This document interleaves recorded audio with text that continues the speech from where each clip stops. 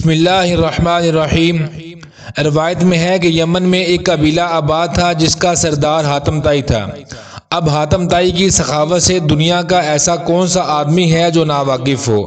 رسول اللہ صلی اللہ علیہ وسلم کے زمانے میں کچھ لوگ جب قید ہو کر آئے اور آپ علیہ السلام کو یہ پتہ چلا کہ ان قیدیوں میں حاتم طائی کے قبیلے کی ایک خاتون بھی ہے تو حضور صلی اللہ علیہ وسلم نے ارشاد فرمایا کہ خاتون کو رہا کر دیا جائے۔ خاتون کو جب رہائی کی خوشخبری سنائی گئی تو اس نے یہ کہہ کر آزاد ہونے سے انکار کر دیا کہ میرے ساتھ قبیلے کے دوسرے افراد بھی ہیں۔ آپ علیہ السلام نے پورے قبیلے کو آزاد فرما دیا اور مال غنیمت بھی واپس کر دیا، اور نہ صرف اپنے طرف سے انعام و اکرام سے نوازا بلکہ سرحد تک چھوڑنے کے لیے بھی ساتھ تشریف لے گئے۔ حاتم طائی کی سخاوت کے بارے میں ایک قصہ بیان کیا جاتا ہے کہ روم کے بادشاہ کے دربار میں ایک دن حاتم طائی کی سخاوت کا تذکرہ تھا۔ ایک شخص نے بتایا کہ حاتم طائی کے پاس ایک بہترین عمدہ نسل کا گھوڑا ہے جو ہوا کی رفتار سے دوڑتا ہے، خوبصورت اتنا ہے کہ جو بھی اس کو دیکھتا ہے بس دیکھتا ہی رہ جاتا ہے۔ حاتم طائی کے گھوڑے کی تعریف سن کر بادشاہ بولا، جب تک کسی آدمی کو آزمایا نہ جائے اس وقت تک اس کے بارے میں کوئی رائے قائم کرنا عقل اور شعور کے خلاف ہے۔ بادشاہ نے وزیر سے کہا کہ تم خود جاؤ اور حاتم طائی کی سخاوت کے بارے میں ہمیں معلومات فراہم کرو اور کسی ایسی چیز کا مطالبہ اس سے کرو جو اس کی نظر میں سب سے زیادہ قیمتی ہو۔ دربار میں ایک درباری نے کہا کہ حاتم طائی کے لیے سب سے زیادہ عزیز اور سب سے زیادہ قیمتی تیز رفتار ایک گھوڑا ہے۔ بادشاہ کو درباری کی یہ بات پسند آئی اور اس نے وزیر سے کہا کہ تم خود حاتم طائی کے پاس جاؤ اور اس سے وہ گھوڑا مانگ لو۔ اگر وہ گھوڑے کا اظہار کر دیتا ہے تو حاتم طائی یقیناً صحیح ہے۔ تو ناظرین محترم، روم سے چلا ہوا یہ وفد منزل طے کرتا ہوا رات کے وقت حاتم طائی کے گھر پہنچا۔ جس وقت یہ وفد وہاں پہنچا موسلا دھار بارش ہو رہی تھی۔ خوب اندھیرے میں بادلوں کی گرج ماحول کو خوفناک بنائے ہوئے تھی۔ ایسے خراب موسم میں کسی مہمان کی مہمان نوازی کرنا تو درکنار، گھر سے نکلنا بھی مشکل تھا، لیکن حاتم طائی نے میزبانی کا حق ادا کیا اور مہمانوں کی تواضع اور آرام و آرائش کا پورا انتظام کیا۔ دسترخوان پر لذیذ بنا ہوا گوشت کھا کر مہمان خوش ہوئے اور انہوں نے اپنے اندر سفر کی تھکان کی جگہ توانائی محسوس کی اور گہری نیند سو گئے۔ صبح کے وقت جب بارش تھم چکی تھی تو ہر چیز دھلی ہوئی اور صاف نظر آ رہی تھی۔ ناشتے کے دوران وزیر نے مہمان نوازی اور اظہار تشکر کے بعد اپنے آنے کا مقصد بیان کیا۔ کہا کہ ہمارے بادشاہ کو آپ کے گھوڑے کے بارے میں بہت کچھ بتایا گیا ہے۔ گھوڑے کی تعریف سن کر بادشاہ چاہتا ہے کہ آپ اپنا گھوڑا بادشاہ سلامت کی خدمت میں نظر کر دیں۔ وزیر کی یہ بات سن کر حاتم افسوس کے ساتھ ہاتھ ملنے لگا اور بہت افسردہ ہوا اور بولا، اگر آپ گھوڑا ہی لینے آئے تھے تو یہ بات آتے ہی مجھے بتا دینی چاہیے تھی، لیکن اب میں مجبور ہوں اس لیے کہ میرا پیارا گھوڑا اس دنیا میں نہیں ہے۔ آپ کو تو پتہ ہے کہ پوری رات طوفانی بارش برستی رہی۔ میرے لیے یہ ممکن نہیں تھا کہ چراغاہ یا کسی اور جگہ سے کوئی جانور منگوا سکتا، لہذا میں نے اپنے گھوڑے کو ذبح کر دیا اور اسی کا بھنا ہوا گوشت دسترخوان کی زینت بنا۔ وزیر حاتم کی یہ بات سن کر حیران رہ گیا۔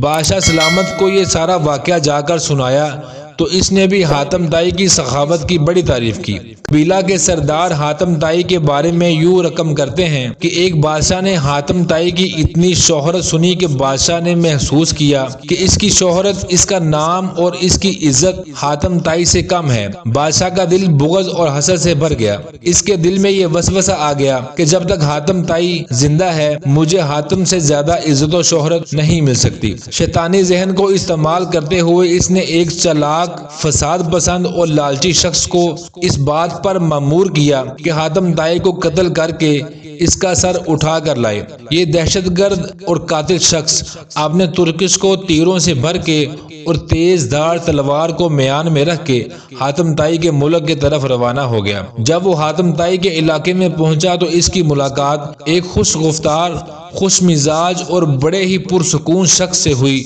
یہ شخص کرائے کے قاتل کو مسافر سمجھ کر اپنے گھر لے آیا اور ایسے پیار اور خلوص سے اس کی تواضع کی کہ کرائے کا قاتل اس کا گرویدہ ہو گیا۔ دوسرے دن جب مہمان نے رخصت ہونا چاہا تو خوش گفتار اور خوش اخلاق میزبان نے اصرار کیا کہ مہمان ابھی چند روز اور قیام کرے اور مزید خدمت کرنے کا موقع دے کہ کرائے کے قاتل کے دل میں میزبان کی تکریم اور بڑھ گئی۔ اس نے کہا کہ مجھے ایک ضروری کام درپیش ہے، اس لیے میں زیادہ دن نہیں ٹھہر سکتا۔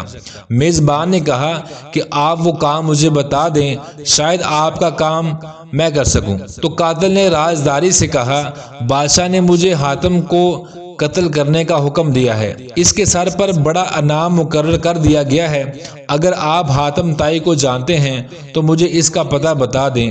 یہ سن کر میزبان مسکرایا اور عاجزی کے ساتھ جھک کر کہا کہ میں حاتم طائی ہوں، آپ اپنا کام شوق سے پورا کر سکتے ہیں، کیونکہ اگر یہ کام آپ اسی وقت پورا نہیں کریں گے تو پھر لوگ دیکھ لیں گے اور وہ مزاحمت کریں گے اور آپ انعام سے محروم رہ جائیں گے۔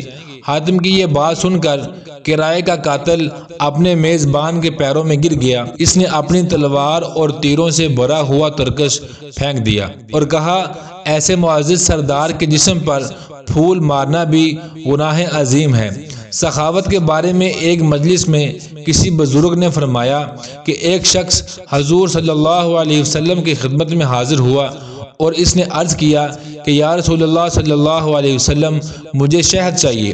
آپ علیہ السلام نے فرمایا کہ عثمان کے پاس چلے جاؤ۔ جب یہ شخص حضرت عثمان رضی اللہ تعالی عنہ کی خدمت میں پہنچا تو وہاں بہت سارے اونٹ بیٹھے ہوئے تھے اور گیہوں کی بوریاں لادی جا رہی تھی۔ اس شخص نے دیکھا کہ ایک بوری کا منہ کھل گیا اور اس میں سے چند کلو گیہوں زمین پر گر گئے۔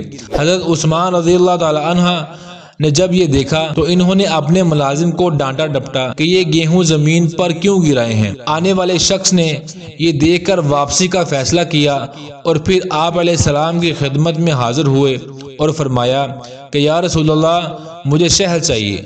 حضور اقدس صلی اللہ علیہ وسلم نے پھر یہی ارشاد فرمایا کہ عثمان کے پاس چلے جاؤ۔ سوالی شخص نے ساری کارگزاری بتائی۔ آپ علیہ السلام نے پھر بھی یہی فرمایا کہ عثمان کے پاس چلے جاؤ۔ یہ شخص دوبارہ حضرت عثمان رضی اللہ تعالیٰ عنہ کے پاس گیا اور ان کے ملازم سے شہد مانگی۔ ملازم نے حضرت عثمان رضی اللہ تعالیٰ عنہ سے کہا کہ اس آدمی کو شہد چاہیے۔ حضرت عثمان نے فرمایا کہ اسے شہد دے دو۔ ملازم نے برتن مانگا۔ آنے والے شخص نے کہا کہ میرے پاس تو برتن نہیں ہے۔ ملازم نے پھر حضرت عثمان رضی اللہ تعالیٰ عنہ سے عرض کیا کہ حضور، اس کے پاس تو شہد لینے کے لیے برتن ہی نہیں۔ حضرت عثمان نے فرمایا کہ شہد کا کپا اٹھا دو۔ آنے والے شخص نے کہا کہ میں کمزور آدمی ہوں، اتنا زیادہ وزن تو اٹھا نہیں سکتا۔ ملازم پھر حضرت عثمان کے پاس آیا اور کہنے لگا کہ آنے والا شخص بہت کمزور ہے اور اتنی شہد نہیں اٹھا سکتا۔ حضرت عثمان غنی رضی اللہ تعالیٰ عنہ کو ملازم کی بار بار مداخلت پسند نہیں آئی۔ ذرا تیز لہجے میں فرمایا کہ اونٹ پر لاد کر دے دو۔ آنے والا شخص اونٹ پر شہد لے کر چلا گیا۔ یہ واقعہ بیان کر کے اس بزرگ نے فرمایا کہ مجھے اس بات پر حیرت ہوتی ہے کہ ہر مسلمان دولت مند بننا چاہتا ہے، لیکن کوئی آدمی حضرت عثمان غنی رضی اللہ تعالی عنہ کے طرز عمل کو اختیار کرنا نہیں چاہتا۔ یہ پیغمبرانہ اوصاف اور طرز فکر جب بندے کے اندر متحرک ہو جاتے ہیں تو وہ دیکھ لیتا ہے کہ کوئی شے براہ راست موجود نہیں، ہر چیز کا وجود اللہ کی حاکمیت پر ہے۔ سارے جہانوں کا بادشاہ اللہ ہے۔ انسان زندگی میں جس چیز کو حاصل کرنا چاہتا ہے تو ضروری یہ ہے کہ اس چیز سے متعلقہ لوگوں کی صحبت اختیار کی جائے، مگر ہم شیطان کی قربت کے قریب اور شیطان کی اوصاف پسند کرتے ہیں، اور اگر ہم رحمان سے قریب ہونا چاہتے ہیں تو رحمان کی صفات اختیار کرنی ہوں گی۔ اگر آپ بھی اللہ تعالیٰ کی قربت اختیار کر کے کائنات میں ممتاز ہونا چاہتے ہیں تو اللہ کی مخلوق کی خدمت کیجیے۔ بلا شبہ محبت رکھنے والے لوگ اللہ کے دوست ہوتے ہیں اور دوست پر دوست کی ہمیشہ نوازش ہوتی ہے۔ اللہ تعالیٰ آپ کو اور مجھے سخاوت کی صفات عطا فرمائے۔ تب تک کے لیے اتنا ہی، ملتے ہیں نیکسٹ ویڈیو میں، تب تک کے لیے اللہ نگہبان۔